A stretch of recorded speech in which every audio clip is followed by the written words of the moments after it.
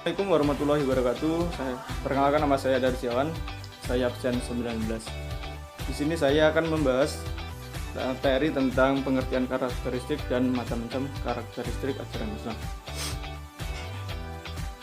Untuk pengertian karakteristik ajaran Islam yaitu sifat, watak, dan keadaan yang melekat pada ajaran Islam tersebut yang sekaligus dapat dikenali dan dirasakan manfaat dan dampaknya oleh mereka yang mengamalkan ajaran Islam tersebut. Sedangkan untuk macam-macamnya bagi menjadi dua. Yang pertama yaitu dengan menggunakan berbagai pendekatan, dan yang kedua yaitu berdasarkan konsepsinya. Yang pertama yaitu dengan menggunakan berbagai pendekatan, ajaran karakter Islam dibagi menjadi sebagai berikut. Yang pertama, komprehensif atau yang disebut dengan luas dan menyeluruh, adalah ajaran yang mencakup secara keseluruhan dan dalam berbagai aspek kehidupan manusia dan menyempurnakan serta melengkapi ajaran-ajaran agama samawi lainnya. Dan yang kedua adalah kritis. Ajaran ini memiliki ciri khas yang lebih sempurna dibanding dengan agama samawi yang terdahulu. Dengan berpedoman pada Al-Quran dan Hadis, dapat menuntun kita untuk mengetahui penyimpangan atau kesalahan yang telah dilakukan oleh para penganut agama terdahulu. Yang ketiga adalah humanis. Karakteristik ajaran Islam secara humanisme dapat dijelaskan berdasarkan dengan tujuan yang sesuai dengan visi dan misi Islam, yaitu ajaran yang bukan hanya mementingkan kesejahteraan hidup di dunia maupun di akhirat, namun juga mementingkan kesejahteraan jasmani dan rohani, individual dan sosial, serta lahir dan batin. Yang keempat adalah militansi moderat. Karakteristik ajaran Islam ini dapat dilihat dari segi sumbernya, bahwa ajaran Islam bukan hanya berpedoman pada Al-Quran dan Al-Sunnah atau normatif, namun juga berpedoman pada pendapat para ulama atau ulul al-amri, peninggalan sejarah, adat istiadat dan tradisi yang relevan, intuisi, serta berbagai temuan dan teori dalam ilmu pengetahuan dan teknologi. Selanjutnya adalah dinamis. Islam adalah agama samawi yang diturunkan terakhir. Ia menjadi pedoman hidup umat Islam hingga akhir zaman. Maka dari itu, ajaran Islam memiliki kompetensi tersendiri dalam mengatasi masalah-masalah yang berkembang pada zaman ini. Yang kemudian toleran. Ajaran Islam membangun toleransi terhadap agama-agama serumpun, yakni agama samawi yang pernah diturunkan Tuhan kepada para nabi sebelumnya. Islam dapat hidup berdampingan dan bersahabat dengan agama yang dibawa oleh mencakup seluruhnya, mempersatukan dan persaudaraan untuk menganut agama Islam.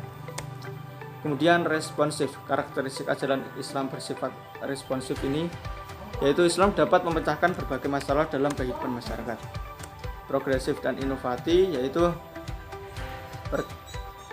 hal ini berarti Islam memiliki program yang inovatif dalam perkembangan zaman, dari yang klasik hingga di zaman modern saat ini, yang dimana bisa kita temui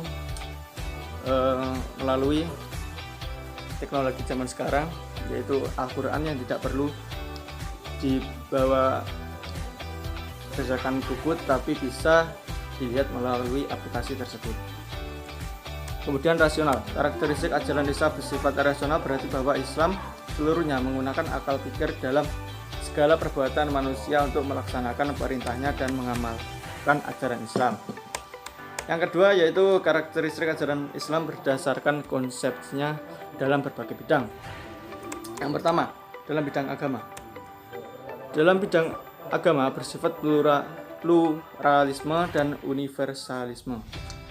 Pluralisme adalah suatu aturan hukum Tuhan yang tidak ada yang dapat menentang dan merubahnya. Sedangkan yang bersifat universalisme berarti suatu ajaran dalam agama yang berupa perbuatan-perbuatan yang mesti dikerjakan guna meraih keselamatan.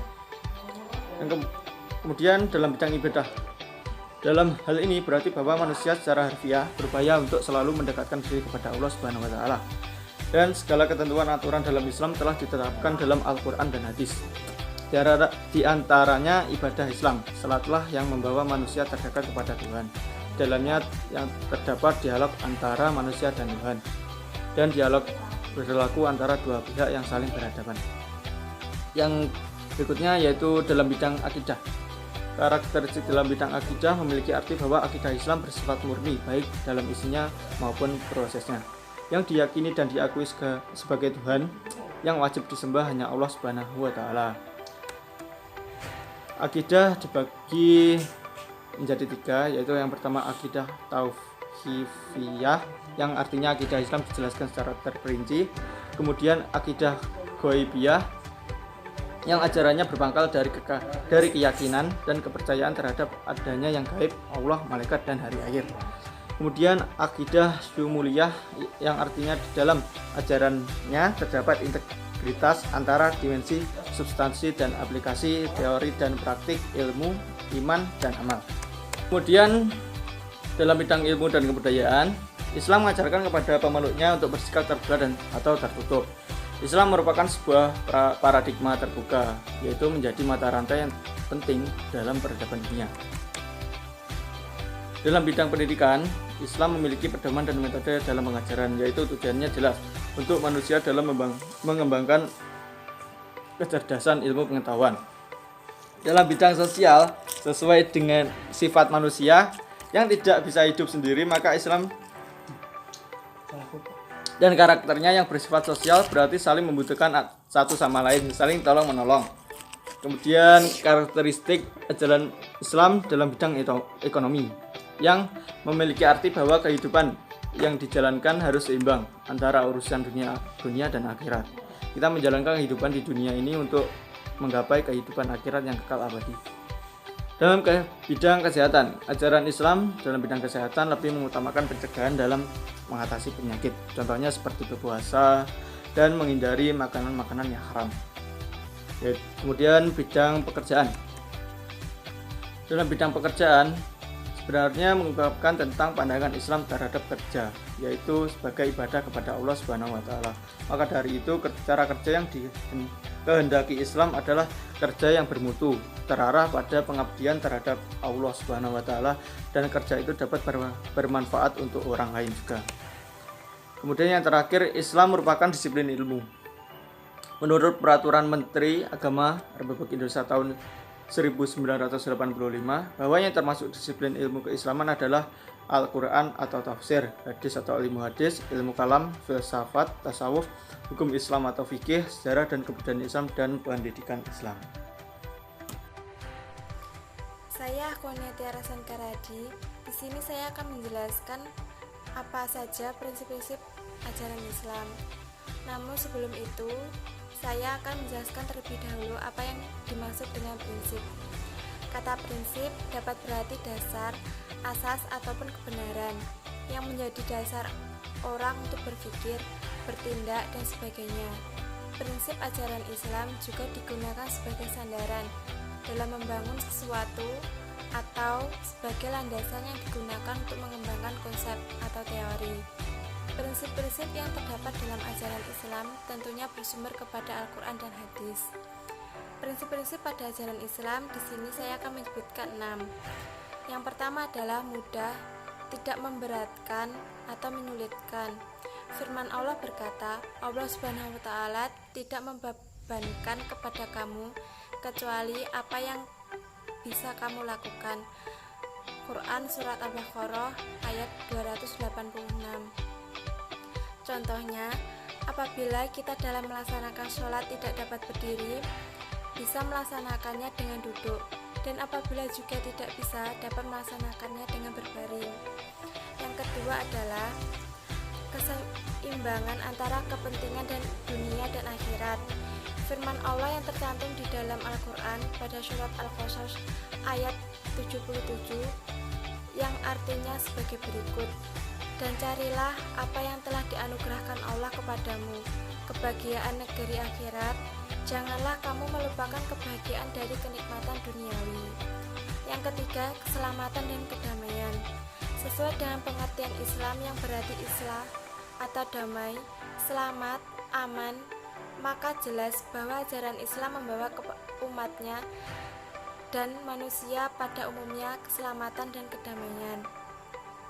Yang keempat, keadilan dan persamaan. Adil berarti meletakkan sesuatu hal sesuai pada tempatnya. Sesuatu yang benar harus dikatakan benar, dan sesuatu yang salah harus dikatakan salah, bukan sebaliknya. Dalam Islam tidak mengenal ras atau golongan atau kasta. Semua dipandang sama, yang membedakan hanya keimanan dan ketakwaan. Yang kelima, tolong-menolong dan toleransi.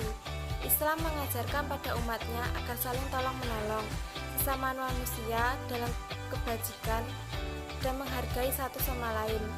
Islam juga mengajarkan pada umatnya tidak boleh memaksakan agama kita kepada orang lain yang berbeda agama. Dalam surat Al-Kafirun ayat Allah menegaskan, bagimu agamamu dan bagiku agamaku. Demikianlah Islam mengajarkan tentang toleransi. Yang keenam, sesuai dengan perkembangan ilmu, pengetahuan dan teknologi, Islam adalah agama satu-satunya yang sejak kelahirannya mewajibkan setiap orang untuk membaca.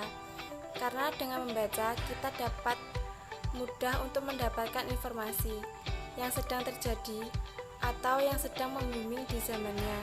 Selain itu, dengan membaca kita dapat mendapatkan ilmu. Dengan ilmu manusia akan memperoleh kemudahan dalam mencapai tujuan agama tersebut. Ibnu Ruslan dalam kitab Zubat halaman 68 mengatakan, setiap orang yang beramal tanpa ilmu pengetahuan maka amalnya ditolak dan tidak diterima. Dan agama lainnya. 1. Persamaan dalam monoteisme kepercayaan. Islam dan beberapa agama lainnya mempunyai kesamaan dalam hal yang menyangkut ketuhanan, apalagi dengan sesama agama samawi yang merupakan satu rangkaian. Konsep Islam ini disebut monoteisme. Maksudnya, Islam hanya menyembah satu Tuhan, yaitu Allah Subhanahu wa Ta'ala, Tuhan yang telah menciptakan bumi ini dengan segala isinya. Konsep umat Islam ini dibuktikan dalam firman Allah Subhanahu wa Ta'ala, artinya Allah tidak ada Tuhan yang berhak disembah melainkan Dia yang hidup kekal lagi terus menerus makhluknya. Al-Imran ayat 2. Beberapa agama yang lain juga meyakini satu Tuhan yang mereka sembah. Yahudi hanya menyembah Yahweh, sedangkan agama Nasrani mengakui monoteisme. Akan tetapi dalam pengalamannya menggunakan konsep Trinitas sebagai terdapat dalam Markus 12:29. Maka jawab Yesus kepadanya, hukum yang terutama adalah, dengarlah wahai Israel, dalam Allah Tuhanmu kita adalah Tuhan yang esa. Akan tetapi Yahudi dan Nasrani mengalami perubahan yang signifikan sehingga keberlakuannya syariat mereka di hadapan, sehingga mereka tidak boleh lagi menjalankannya. 2. Kepercayaan akan adanya surga dan neraka. Surga diartikan sebagai nikmat yang sangat luar biasa. Pemuka agama meyakini bahwa buah dari ketaatan dalam beragama adalah surga. Sedangkan bagi ajaran agama baginya adalah neraka. Agama Islam menggambarkan surga dengan segala kenikmatan di dalamnya dan dengan memberi pengharapan bahwa tinggal di dalamnya akan bagaimana selama-lamanya, sedangkan mereka diramalkan dengan segala keburukan, siksaan, dan dengan memberi suatu ketetapan pasti bahwa siapapun yang tinggal di dalamnya akan sengsara selama-lamanya.